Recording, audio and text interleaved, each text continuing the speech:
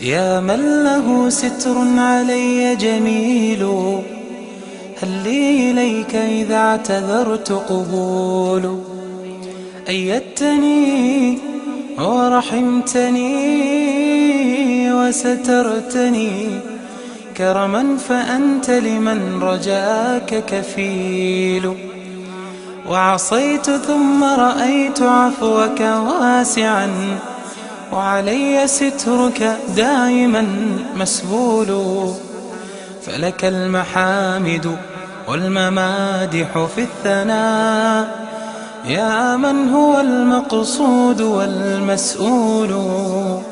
يا من هو المقصود والمسؤول.